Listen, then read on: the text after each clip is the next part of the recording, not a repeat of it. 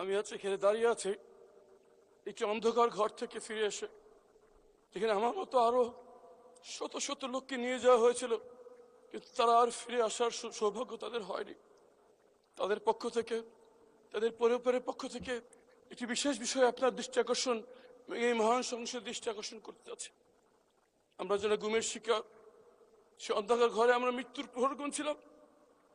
আমরা মনে দিয়েছিলাম এই অন্ধকার ঘরে আমাদের মৃত্যু হচ্ছে, হয় তারা আমাদেরকে হত্যা করবে, এখানে আমাদের মৃত্যু হবে। কথা বলার কেউ ছিল না আমাদের।